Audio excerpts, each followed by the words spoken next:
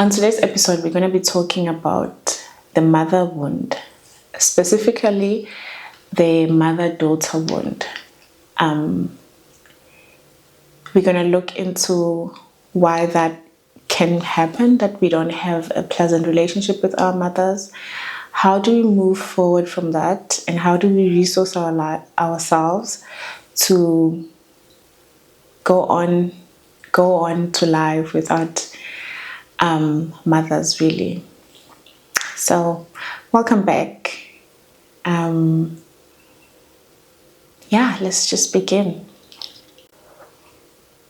Culture tells us that when we are born, and I'm just going to talk as a female, when a child is born, boy or girl, male or female, we are born into the field of our mother, right? We are birthed by the mother, and they take care of us, and we're in their field, right? And then around 6, 7, 8 years, around that age, we kind of move to the male sphere, right? Where we go to our fathers and we learn from them. But then we have to kind of move back to the mother, right? Where we would then be with the woman, right? And many cultures even have a ceremony. I know in the Zulu culture, we have a ceremony of umemulo, where you are being a woman, right? When you're a boy, when you're a male, then you will stay in the field of men and not move back to the mother. Many of us have that movement interrupted, so we never really were in the field of the mother, or we never got to come back to the field of the mother. Now today I want to talk about what happens when this movement is interrupted, when the reaching to the mother is interrupted. I would like to first that we look at the mother archetype and the different mother archetype that we now deal with in this modern world of ours, and how that affect this wound as adults, when we're then adults. Okay, so let's first start about the unavailable mother. Many people are raised by the unavailable mother. It's either because she was a single mother, she had to work, or maybe something else was pulling her out of her role of being a mother. Maybe some grief in the family that was never fully processed, or addiction that was pulling her life forces outside of her role. Whatever might pull the mother out of their role to being our mother and to nurturing us in the way that we feel should have been. Whatever the reason is, if there was a reason that pulled them out, it means that we had to, either someone else had to step into their role of the mother, or at worst that we had to kind of step into that role ourselves and take in the mother position as children. And that's where kind of the entanglements begin, because we then take in the wrong position, so to speak, the position of the mother. Now, if this is the case and we have taken in the wrong position of the mother, we kind of carry that through, meaning we have to abandon our role as a child and take in this big role of being a parent, and have to parent ourselves while we are children. That builds in resentment towards the mother, of course, or sometimes resentment really towards being a child, right? So we think we have to always be the mother. Now, when we are in this mismatch and entanglement with our mothers, and we're not in our rightful position as the child in that relationship, but then the mother can take in the position of being a child, or not even being there completely. But if that is the case, if the mother then takes in the position of being a child, and then we have to mother them while they're taking the position of a child, it adds kind of a different layer of responsibilities towards us as children, because now we have to mother them as well. We don't just have to mother ourselves, but we have to mother them. Now, I just given a scenario. This is in most cases when there is that entanglement between the daughter and the mother. Now, how do we work with this? How do we move forward? How do we resource ourselves? How do we untangle ourselves with our mothers so that we can free ourselves? Mostly, I'd say we first need to establish what is our position with our mother. Are we the child and they are the mother? And even though we are grown, you might be a grown woman with your own children, you're still a child to your parents. You're still a child to your mother. But if that position was changed, then you might not be in the position of a child, and you are the position of the giver, right? And just to go back, I know I've said this in previous sessions that parents give and children receive, and in that the children will give to their children, right, and their children will receive. That's kind of the circle of life where the young ones, they receive from us. And yes, that doesn't mean that they just don't do anything. Of course they do help in the household, and they're being parented and being guided to be kids, but they they don't have the responsibility to give, to provide for a family, to do to nurture the family. That falls on the parents. And if that was switched around and that responsibility to care for themselves was on them,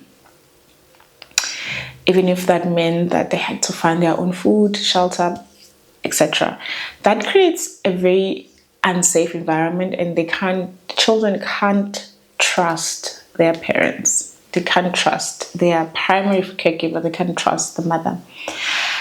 Now, coming back to the mother wound. Now, if your mother was pulled away by other forces, right? Whether it's addictions, like I said, or work, the career, or was a single parent and had to kind of be pulled out. If her main energies was not in raising you and was pulled away, and you had to get into that position and forge for yourself, really, like parent yourself almost. What happens is that earlier on, you learn responsibility, you learn to be an adult, you learn to be in a position of the giver. And what happens is that we carry that right through our lives. So even in dating, in career, in wherever, we carry the position of being the giver, of being the mother. And we never learned to receive, right? So we had to go in and give ourselves. Now that's already a whole discussion on its own. How do we get into relationship? What position do we want to be in a relationship? Which I think I've already made a session about that, about coming in a relationship as an adult with another adult. So two adults meet to be in a relationship, and that's how the relationship thrive, right? If one person comes in as a child, the other comes in as an adult, it won't work. It will create codependency, and the relationship won't be an equal giving and taking. Now, I digress. Coming back to our mother wound. Many people have different way to react towards the mother wound. So you've had this mother that was taken by something else and wasn't available for you. Maybe was even abusive. So one thing that might happen, most of us will react and abandon our parents or our mothers and not talk to them anymore because we're cutting them off because they're too toxic for us, we think. And we think, we're just going to save ourselves, so we're not going to have them in our life. And although that comes from a place of wanting to heal ourselves, a place of wanting to make ourselves feel better, we are actually still very much entangled with them. We are reacting, right? We are in our reaction space. We reacted out of rebelliousness almost, right? So we're rebellious by cutting them off, but we are very much still entangled with them. And we find ourselves that we're still finding them in the world. We're still finding people that are exactly like our mothers, that makes us feel just like our mothers. We're still wanting the nourishment and the love of a mother, even though it's not conscious. It's not something that we acknowledge consciously that we are needing mother. But because we were rebellious and cut them off without truly looking at what we're losing and almost grieving at the loss of not having a mother, right? So that's scenario number one. You cut them out. Scenario number two would be you just think, you know what, I'll just take it. She's my mother. She's a bit abusive. Or maybe she's not fully available to be a mother. She wants me to give her resources. Life is all about her. Or maybe she's controlling, overly controlling. You still stick around and you stay and you endure. In this way, you're still hurting yourself, of course, because you're not truly looking at your own wounds and kind of de-entangling yourself. You're still very much entangled with her, and you are trying in a way you are hoping rather, or as children we are hoping that our parent will change and they will become this parent that we want, right? That we are needing to be parented. They can show us over and over again that they won't be that parent. They can show us over and over again that they're not capable of being that mother. Still, it will not stop a child from hoping that their mother will be the mother that will be good to them, right? So, if you identify yourself in these scenarios, right, and the degrees varies, of course. There's cases where you have to cut them off because they are just too abusive or too toxic, or you can't really cut them off, but you have to kind of endure. You can't really set boundaries or even talk about what your needs are. Now, I'm gonna do a little demonstration of positioning and also of how we de-entangle ourselves in this wound with our mother, because it is a big one for us women when we are in that situation. And it kind of, a mother is a first person that we learn from, right? We don't really learn from what they say, but we learn from what we observe from them. So we need to be aware what we've learned, and if we are taking that into the world, into our world, and if whether or not that is helpful for us. Taking your rightful position as a child. The number one step we're taking is to take our rightful position in the relationship with our mother as a child. Let me grab some of these. Now, I've witnessed quite a lot of work around the mother wound. I've worked with women having similar pattern towards their mothers.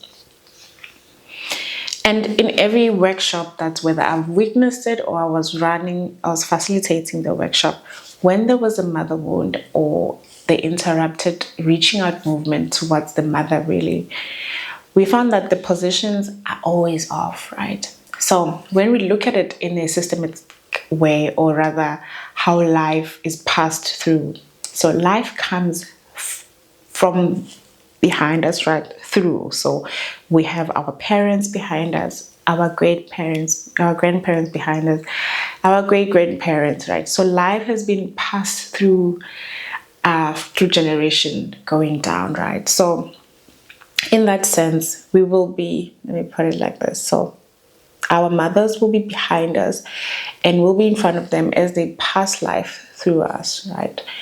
And that will be the right position. And I use the word right very loosely because there's no really right or wrong, but this will be the more beneficial position, that our parents are behind us, giving us support for life, that we can lean towards them, literally, when we are needing support to go on with our own lives. But if there's a mismatch in positioning, let's say they're not there completely, maybe they are pulled out by something else, we are left to kind of lean for our own self and to care for our own self. But most of the case, what happened is that the position is actually like this, right? So we are the support system for the parent, right? We are in the position of the parent, and the parent are in the position of the child. And in these positions, when we see that the mother or the parent that is in the child position, they're so resentful, they're unhappy. They know that this is not their rightful place. They know that they're being treated like a child almost, I would say. Or now, the second thing to do after we've established the position, and I will suggest that you get objects, truly, like I say in most of my sessions, is that you get something you can hold and place, and you literally put it on your floor, on your desk, and you put, where do you think you and your mother are standing in the systemic lens, right? When you're looking at it, let's say you're a bird and you had to fly out and you had to look into your family system. Where are you standing in relation to your mother? Take these two objects, one being you, one being your mother, and place it, right? And sit with that and observe and see where is standing. Like I said, this will be the ideal position, that your mother is behind you, giving you support. Maybe you are standing like next to each other, like friends, right? Sometimes I see a lot of this relationship, reminds me of the Gilmore Girls series, right? Where they're more like friends. And it's not really ideal, right? Or they more like enemies almost, right? Or it's very confrontation, it's fights, and it's in your face, and your mother kind of doesn't let you breathe. You can't even see your own future, your own life, because she's in your face. Okay, you've now established the position. I want you to then put it in the right position. So you put you in front and your mother and your father behind you. Now, like I always say, that working in a systemic way and in this way, we are and things that are not seen with your physical. We can't perceive them physically, but we're working in the world of the emotions. You can feel when you've put your objects together and they feel right and feels like this is how it should be. It doesn't mean that that's how it's going to be in your real life. It doesn't mean that your mother is now suddenly going to be a support system towards you, but this is what it should be. And now, if you know in your heart of hearts that you and your mother, it won't work because she's pulled by something else in life. And saying this without judgment, truly, because our parents have their own life before we came. A whole world happened before us, right? A lot of things happened before we even came in the picture. So they're carrying their own wounds, their own hurts, their own missed opportunities, or whatever that is pulling them out, whatever that is pulling them out of that role of being a mother. Accept that. And I know I say that you need to accept that as in like it's very easy. It's not, but it is something that detangled us, because like I say, if we react out of being rebellious that we're gonna cut them off, we're still very much entangled with them, right? You're still gonna be talking to people and how awful and horrible your mother is as a human, and you're still gonna feel all the aches and the pain when you don't get that birthday message. Been there. When you don't get that congratulations, or you don't get that phone call, or that Merry Christmas, when you don't have any communication, and or when you meet her and she's still the same and she still makes you feel the same way, you're gonna always get triggered and get hurt, right? Because you're still waiting, because your inner child, the child in you, is still waiting for their mother. Now, the work is not for you to do for your mother. You're not supposed to work to change your mother and do her work. No, you can't do your work. You can do your own work, right, to make it easier for your own children. Meaning, saying to the representation of your mother, whatever you took, and saying to this part, holding it in your hand and saying, I take you as you are. I take you as you are.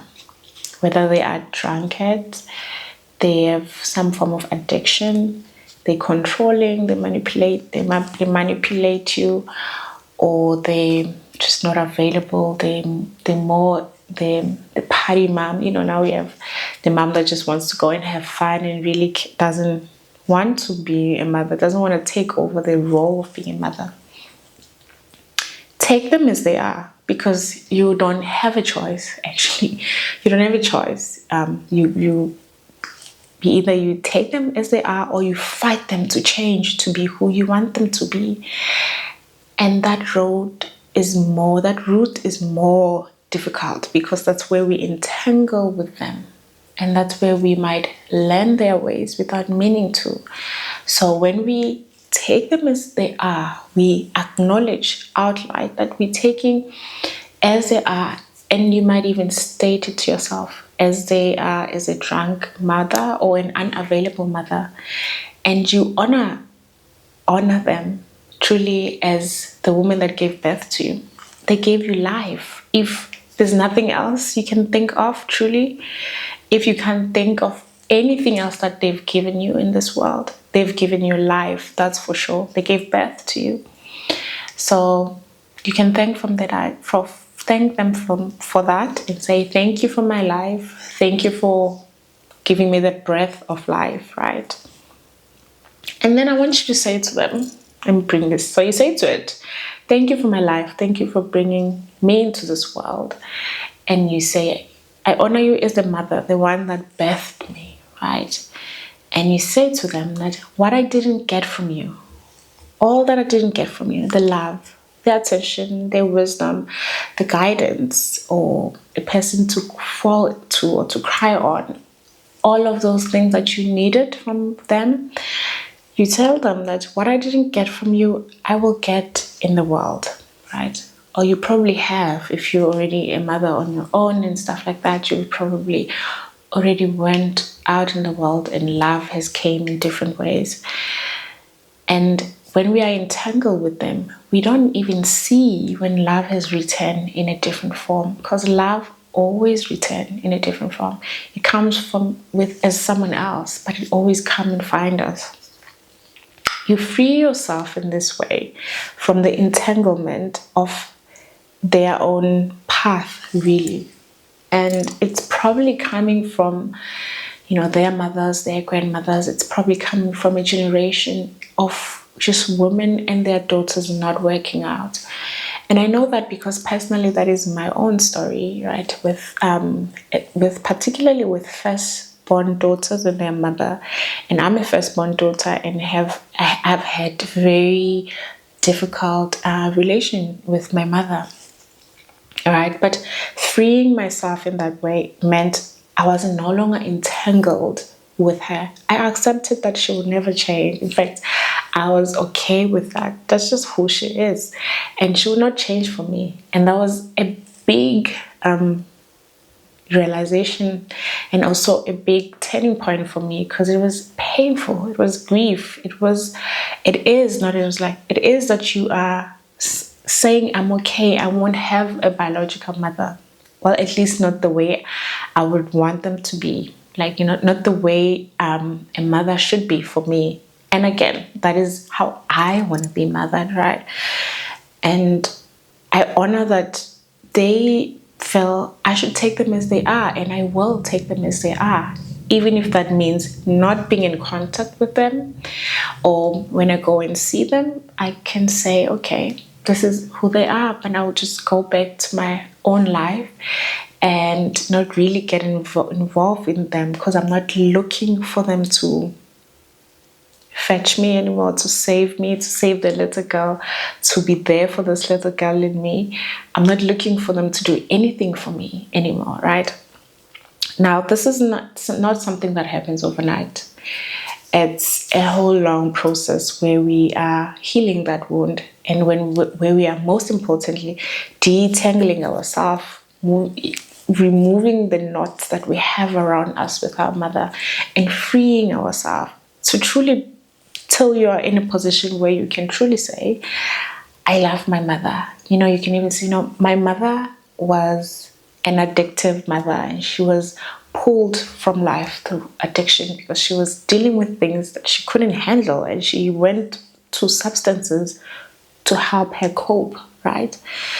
Because when we look at addiction, a topic for another day, it is a way where we are trying to cope, right? We're trying to find ways to cope with our life, or to deal with life.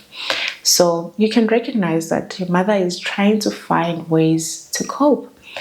And if your mother is abusive, maybe verbally, physically, and just not a pleasant person, yeah, they have a cup that was filled with that, and they are giving it to you.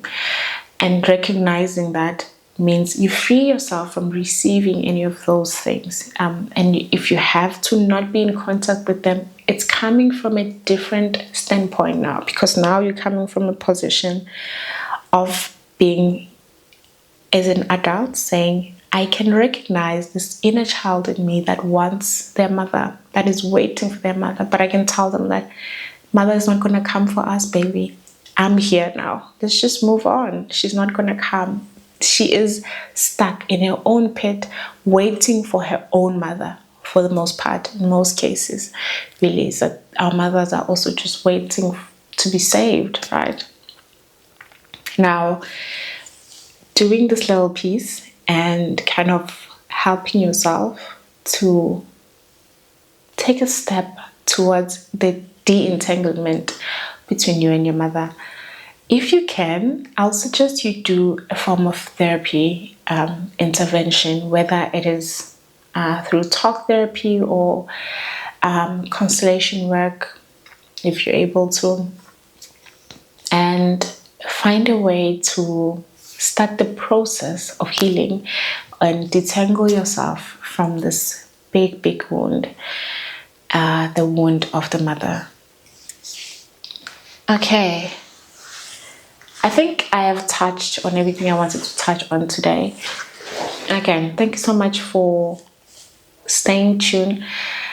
Tell me what you think. Please leave a comment. And if this is you, if you are having trouble with your mother, how have you learned to cope with it in the past? Did you cut them off, or did you stay and endure what they were dishing to you? And I hope that this little session can facilitate and can start, like I say, can pave a new way where you are starting to free yourself from those entanglement and tend to your life, right? Tend to your future. Peace be upon you, and wishing you all the best and in healing your wounds. Till we meet again. Thank you.